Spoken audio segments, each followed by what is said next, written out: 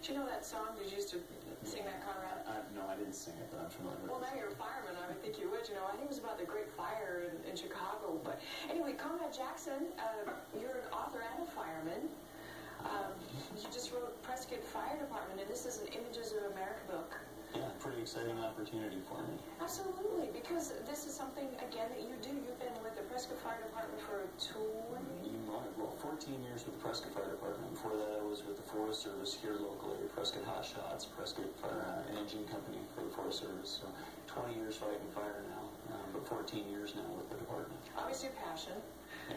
But history is also a passion, because you started researching about the history of the Prescott Fire Department before you even had an idea you're going to do this book. Yeah, shortly after I got hired, I noticed that there were a lot of scrapbooks laying around the stations and stuff like that, and I was like, we really need to preserve this. And the digital age was really starting to blossom. I happened to have a scanner, so I started scanning some of this material. And so for years and years and years, I've been scanning all this material into the computer, so we all had access to it, and it wouldn't be sitting on the shelf or be at risk of fire or water damage or whatever. Sure.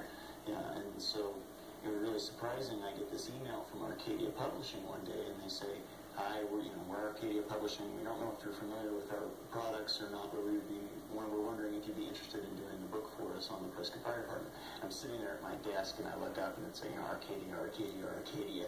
I'm like, yeah, I know this company. Like, everybody knows this company. And so I sent them back an email. I said, well, I wonder who threw me under the bus.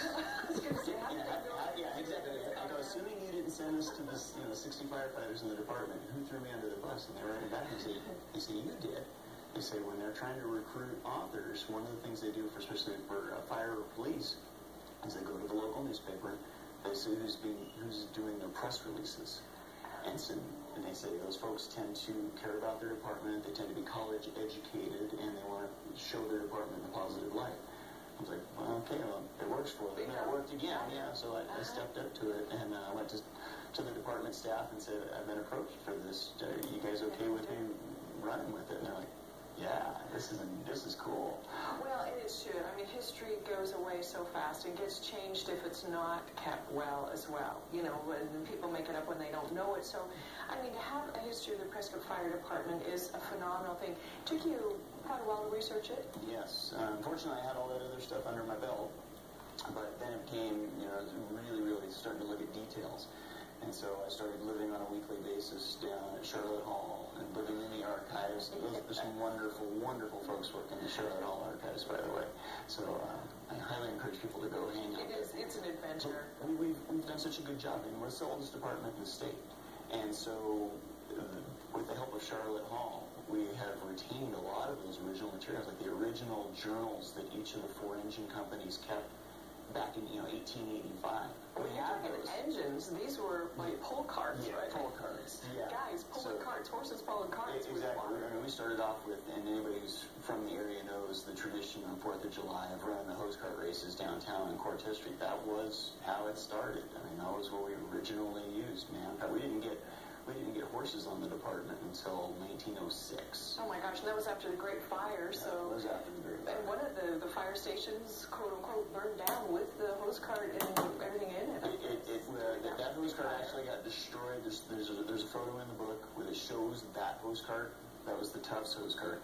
It got burned up, and they had almost like a large closet in the middle of Whiskey Row where it was stowed. And one of the pictures in the book, you can see, and there's two folks standing right there in front of where this burned up. Amazing. Well, and one of the first fire stations, officially where they brought them all together, I think was, what was that called? Howie Hall. And a lot of people confuse the Howie Hall building with the current Chamber of Commerce building. It looks like it. They have very, very similar architecture for the time. But Howie Hall stood right where we have City Hall right now. And it was a large brick building, and adjacent to it, it had the Howie Grain Building, which is where we actually stored the wagons, when we had the horses and wagons. And it was like the first building that they practiced burning down. Yeah, you read that section, yeah. The city council, when they decided they wanted to build a new city hall, needed to have that building gone. And the bid came in at $700 to have the building demolished, and the city hall said, we're not paying $700 to have that building demolished. So Chief Custer came in and said, let's use it for fire training. How about you let us go ahead and just burn it down? And so over weeks, they restarted fire after fire after fire and sent guys in so they could practice putting out fires. Amazing. And I tell you, it would break your heart because if we had that building now, it would be such a keepsake. When I saw that fire, I found out it was on purpose. It's like, what? Are you kidding me? The historical preservation folks at the time tried to dissuade council from doing that. And they looked at it and said, this is a historic building, but they had their mindset of... In my town, they tore down the Carnegie Library. I know, ouch.